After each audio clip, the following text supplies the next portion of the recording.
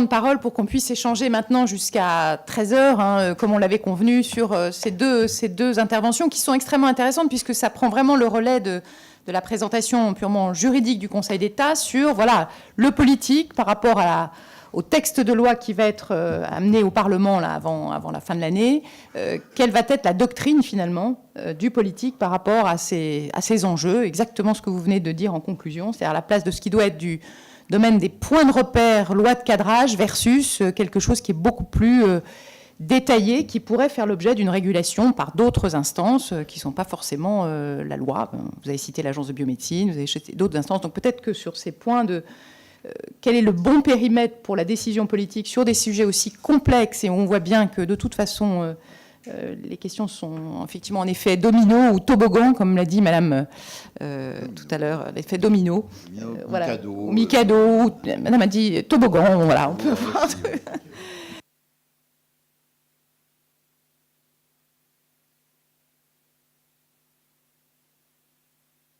C'est tout. François Eliaou avait raison de dire on aspire tous à des lois qui soient simplement qui soient simples, qui n'inscrivent que des choses assez fondamentales et que tout le domaine réglementaire après puisse compléter. En vérité, la singularité française fait que les agences chargées ensuite d'appliquer sont dans notre pays relativement faibles et démunies pour réaliser cela.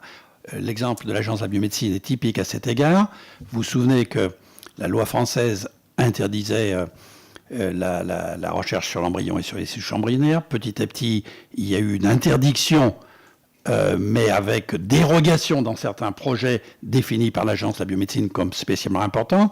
Et enfin, il y a 4 ou 5 ans, l'autorisation accordée sur projet qui avait été préalablement étudié par l'Agence de la biomédecine et validé par elle. Eh bien, le résultat, c'est qu'aujourd'hui, 5 ans après cette loi, l'Agence de la biomédecine, chargée de donner son autorisation à tous les projets qui lui paraissent raisonnables, se retrouve avec des procès de la Fondation Lejeune sur chaque sujet de recherche sur l'embryon ou sur les souches embryonnaires. Et en permanence, il y a des procès qui retardent la recherche, qui retardent les avancées, qui font dépenser des sommes faramineuses en frais de justice pour des raisons absolument idiotes. Et on va être obligé dans la loi, en définitive, de dire, bon, ben, stop, hein, ce qui est permis est permis. Mais c'est un peu dommage que ce soit la loi qui doive le faire, parce que l'Agence de la biomédecine n'a pas le moyen de se faire respecter face à des associations qui, en définitive, si vous voulez, jouent a posteriori l'interdiction qui a été levée. Comme, si vous voulez, certaines associations cherchent les moyens d'entraver la pratique de l'IVG. Or, vous avez entendu comme moi ceux qui ne sont pas favorables à l'IVG, mais qui dépassent leurs droits, qu'ils ne soient pas favorables pour eux, c'est leur droit parfait, mais ils vont jusqu'à interdire l'accès, pour certaines femmes, à l'IVG. Or, il y a une loi qui s'appelle le délit d'entrave. Délit d'entrave.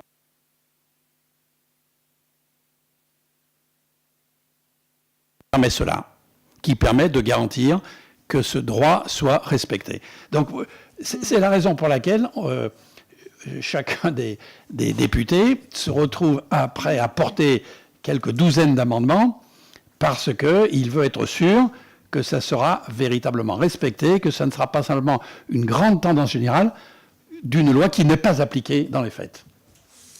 Très bien. Bon, je propose qu'on vous passe la parole maintenant, parce que j'imagine qu'il y a que je pense qu'il y a des représentants de l'ordre, il y a des représentants, voilà, les élus.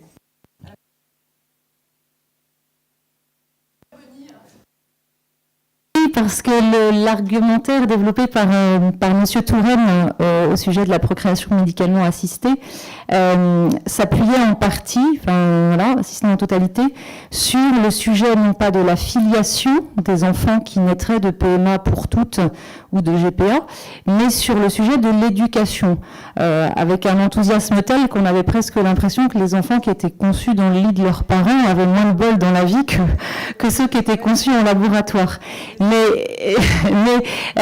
le sujet de cette loi, il n'est pas de savoir si les enfants seront mieux élevés, mieux aimés dans leur vie ou pas. Il est de savoir ce que nous allons faire comme transformation du droit, de la filiation, notamment savoir si on va vouloir créer une filiation qui soit complètement déconnectée de la réalité biologique et charnelle, qui fait qu'un enfant, de toute façon, quel que soit son mode de conception, est toujours le fruit biologique d'un mâle et d'une femelle, d'un père et d'une mère, si cette appellation-là vous gêne, et qu'au final, il s'agira de savoir si l'enfant pourra toujours avoir cette filiation biologique, ou si, au contraire, il aura une filiation, on va dire, fictive, artificielle, lui laissant à penser qu'il serait le fruit de 2 femmes ou de 2 hommes. Et donc je pense que le législateur, c'est là-dessus qu'il est attendu, beaucoup plus que sur la prise en considération des capacités éducatives de ceux qui, au final, sont ses parents, quel que soit leur sexe. C'est-à-dire qu'elle me posait la question. Mais pardon, voilà, c'est vrai. Mais bon, dans votre ordre. Allez-y, Monsieur Touraine. Et après, non, je vais être très bref. Je vais simplement dire que j'essaie de répondre, excusez-moi si ça a été confus, mais j'essaie de répondre aux 2 questions en même temps. J'essaie de répondre aux adversaires qui utilisent l'argument d'une privation de chance pour l'enfant, pour leur dire que ça n'a pas été démontré et qu'au contraire, les études prouvent qu'il n'y a pas de... Je n'ai pas dit que c'était mieux ou moins bien que les conditions dites naturelles de procréation. Tout enfant désiré a toujours beaucoup plus de chances qu'un enfant qui n'est pas désiré. Mais bon, quelquefois le désir arrive pendant la grossesse, qu'importe. Ce que je veux simplement dire, c'est que vous avez raison, c'est la question de la filiation. Et cette question, je propose, ou plutôt la mission propose. Mais après, le débat n'a pas encore eu lieu définitivement, effectivement, de changer les conditions. Oui, c'est vrai, dans le passé, père et mère, c'était les donneurs de gamètes. Oui, dans le passé, et aujourd'hui, le passé aujourd'hui, aujourd'hui, la mère est la femme qui accouche. Oui, c'est vrai. Ça date, je pense, de Napoléon. Il faudrait revérifier. Bon, c'est vrai, mais c'était normal. Il n'y avait aucune assistance à la procréation.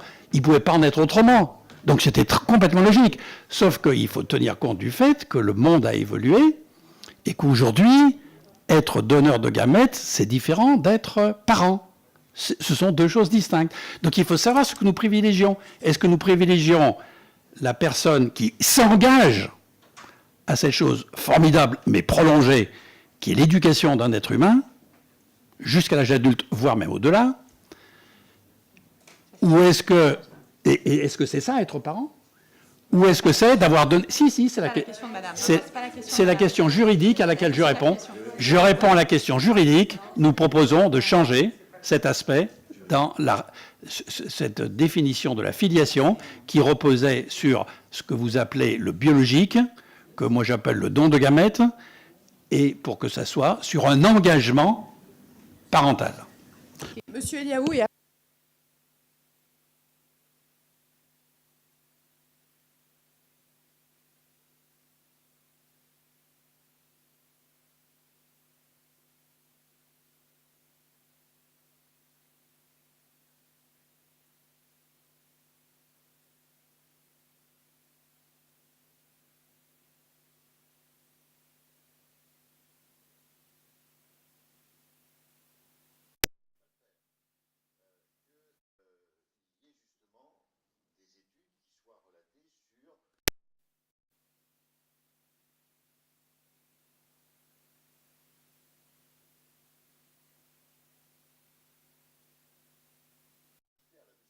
Mais dans l'étude d'impact, c'est logique de le faire. De la même façon, on n'a pas évoqué ce matin de savoir combien ça coûte. Est-ce que c'est pris en charge par la sécurité sociale ou non? Et c'est normal, dans l'étude d'impact, même si on est d'accord ou pas d'accord, de l'indiquer, parce que sinon, ce serait une étude d'impact incomplète. Et nous nous basons sur l'étude d'impact, et quand elle est incomplète, on dit, attendez, et le Conseil d'État, d'ailleurs, est un garant, justement, de la bonne qualité de ces études d'impact. Bien.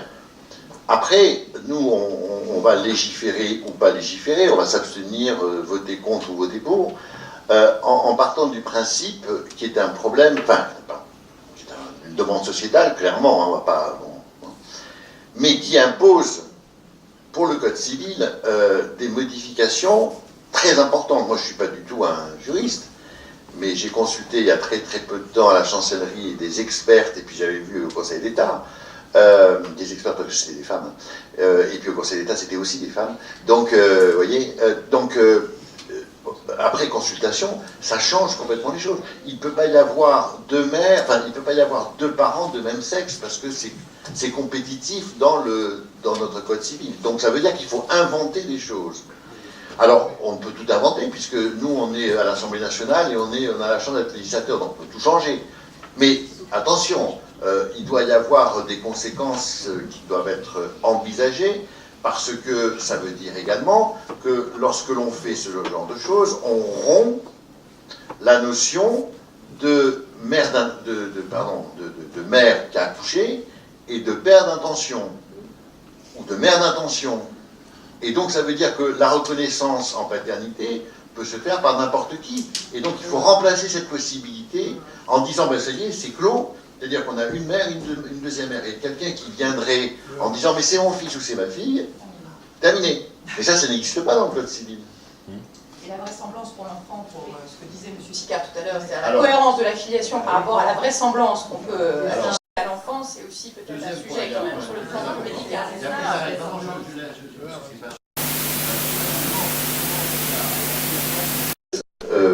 La loi française protège la notion de secret. C'est-à-dire que la loi française considère que la loi n'a pas à intervenir dans les secrets de famille. Les familles ont le droit de dire ou de ne pas dire à leurs enfants s'ils sont adoptés, s'ils sont ceci, cela. Évidemment, si on est dans une situation où il y a deux femmes, pas une femme, parce qu'une femme, bon, on peut, voilà, il peut y avoir, le père est parti, etc. Mais deux femmes, c'est objectivement une situation totalement différente, et donc il y aura une inégalité quelque part. Est-ce que c'est une inégalité qui aura un impact psychologique? Non, peut-être pas, mais l'inégalité entre un enfant né de deux femmes par rapport à un enfant né d'un couple hétérosexuel. Voilà. Très bien. Vous voyez, on va essayer de ne pas focaliser trop sur la PMA. Je voyais Mme Chanciot qui avait demandé de prendre la parole peut-être sur un autre... La suite de ce sujet-là, je suis médecin gériatre, donc à l'autre bout de la ville. Mais pour autant, c'est des sujets, je suis mère aussi, donc voilà. Moi, ce qui me dérange beaucoup dans toutes nos discussions depuis quelques années, c'est cette difficulté entre, on règle un problème médical, c'est-à-dire qu'au départ, la procréation médicalement assistée est faite pour résoudre un problème médical. Un problème de choix individuel qui, effectivement, demande à ce que la médecine vienne aider des choix individuels. Ce qui, moi, me pose quand même question sur notre société, parce que, effectivement, on est en médecine, il y a plein de choses qu'on peut faire maintenant jusque très tard. Et en gériatrie, on le voit de plus en plus, et tous les jours, on se pose la question de « on peut faire », est-ce qu'il faut faire? Et ça, c'est toujours la difficulté, parce que là, on est en train de répondre à des choix individuels, de façon dans la loi, en se disant, bah oui, mais c'est un choix individuel, ils ont le droit d'avoir leur choix. Est-ce que la médecine doit les aider à répondre à ce choix? Et ça, c'est une autre question. C'est-à-dire qu'en permanence, on amalgame les deux en disant, bah, si c'est un choix de société, il faut que la médecine le fasse. Or, la médecine, elle est faite pour soigner, elle n'est pas faite pour répondre à des choix individuels d'individus. Parce que j'avais entendu Mattei au début de la loi en 1994, et on en avait beaucoup discuté dans un débat public comme celui-ci, qui était, il donnait l'exemple d'un couple qui était venu le voir en demandant une procréation médicalement assistée. Il n'avait pas de problèmes médicaux, et à l'époque il lui avait demandé, non, mais en fait nous ce qu'on veut c'est pouvoir choisir le sexe de l'enfant parce qu'on est très grands tous les deux, et si c'est une fille on ne veut pas de fille. Donc on ne veut avoir qu'un garçon parce que c'est très difficile de vivre quand on est grand et qu'on est une fille. Donc on peut avoir des dérives très très lointaines, enfin en permanence. Et la loi avait été faite justement pour permettre de respecter un certain nombre de règles et de principes biologiques, on va dire, qui permettaient d'encadrer les choses. Et là j'ai l'impression de plus en plus qu'on va dans des choix qui sont plus de l'encadrement de la biologie, mais qui sont de répondre à des individus qui ont tous leurs désirs, comme on le voit depuis quelque temps, et qui veulent décider pour eux-mêmes de plein de choses. Et c'est vrai sur la mortalité également et sur le reste. Oui, alors je vais répondre, mais c'est exactement ce que je disais tout à l'heure. c'est la notion de corps social. C'est-à-dire qu'en fait, tout n'est pas possible. Enfin, tout est possible, mais pas forcément souhaitable. Et c'est ce mot souhaitable qui correspond à notre périmètre de ce corps social. D'un autre côté, c'est pour ça qu'on a... C'est pas simple, voilà, bon. Et puis il y a le débat avec les autres. Je pense que c'est très important, le débat avec les autres, parce que à un moment donné, va jaillir, j'espère, une espèce de pas de consensus, parce que ce mot est pas forcément très actif, mais la ligne médiane, le barycentre, voilà, le barycentre. Il y a l'autre point, c'est que d'un autre côté, je suis d'accord avec vous, mais d'un autre côté, est-ce qu'une loi doit empêcher? C'est ça la question. Est-ce qu'elle doit empêcher? Non, pas bien sûr forcément, pas bien sûr forcément. C'est-à-dire qu'en fait... Elle doit donner un cadre. Elle doit donner un cadre, mais elle ne doit pas forcément empêcher, elle ne doit pas être forcément liberticide. Et si on dit ça, ça veut dire qu'on laisse un certain nombre de nos concitoyens, enfin on laisse nos concitoyens être raisonnables dans l'utilisation de cette permission. Et ça... Non mais attendez, moi je vous donne pas mon avis là. C'est les questions qu'on peut se poser. Si la population, si le peuple, si les citoyens étaient raisonnables, on pourrait, d'accord. Mais c'est le principe de la porte entrouverte. Oui, Monsieur Toen, et après je prends une dernière intervention parce que Bien, malheureusement on est... Bien d'accord avec ce que vient... Et avec également ce que disait notre confrère, en sachant que évidemment, il faut qu'il y ait un cadre pour écarter tout ce qui est manifestement déraisonnable. Comme dans les directives anticipées qu'on n'applique pas quand elles sont manifestement inappropriées. Bon, c'est la même chose. Évidemment, vous avez des demandes qui ne sont pas légitimes et qui doivent donc être analysées. C'est le rôle, par exemple, des conseillers en génétique pour toute l'application de la génétique. Sauf qu'il faut savoir qu'en France, il y en a moins de 400 conseillers en génétique. Donc il faut d'abord les produire si on veut leur demander de travailler. Mais quoi qu'il en soit, oui, il est très important. Mais regardez, par contre, si vous ne demandez pas l'avis des personnes elles-mêmes et ne tenez pas compte de leurs désirs, alors qui le fait ? Est-ce que c'est plus légitime que ce soit le médecin? Là, on revient en arrière. On revient au paternalisme médical. Ce ne sont pas aux médecins de dire « ça c'est bien pour vous » ou « ça c'est mal pour vous ». Il faut que ça soit quand même une émanation de la volonté d'un couple, par exemple, ou de telle ou telle personne. Ce sont quand même leurs demandes qui doivent d'abord être entendues. Pas toujours satisfaites. Pas toujours satisfaites. Et c'est là où il faut définir les conditions d'encadrement. J'en profite pour... répondre à cette question là sur la parentalité que vous disiez biologique et que on serait amené, on sera probablement d'ailleurs naturellement amené à corriger quelque peu. Mais regardez que c'est déjà fait, c'est pour ça qu'il n'y a pas de bon éthique, c'est déjà fait. Aujourd'hui, dans une famille, quand un enfant naît dans une famille avec mari et femme mariés, une relation adultérine de la femme, un enfant naît. Son père, c'est le mari de cette femme. Son père, c'est le mari de la femme. C'est pas celui qui a donné les spermatozoïdes transitoirement dans une relation dans la grange. Mais il faut voir que nous acceptons ce principe aujourd'hui de ne pas nous baser sur les notions de biologie. C'est déjà accepté dans notre société. Aujourd'hui, exactement, pour le père. Voilà.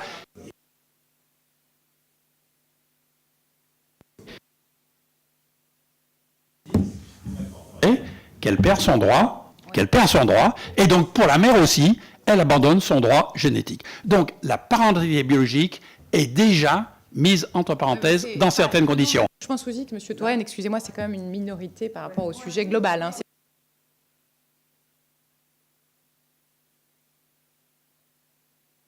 Interrogation pour un accès aux origines de la part de ces enfants, et vous en entendrez parler justement à cette occasion. Mais cette exception qui existe aujourd'hui, et qui n'est pas si exceptionnelle que ça, cette exception est importante pour faire reconnaître que notre société contemporaine accepte le fait d'avoir une transgression de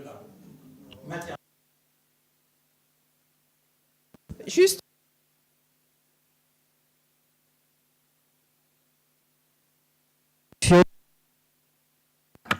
Voilà, ça vient. Excusez-moi. Clarisse Demont, conseillère départementale des Yvelines.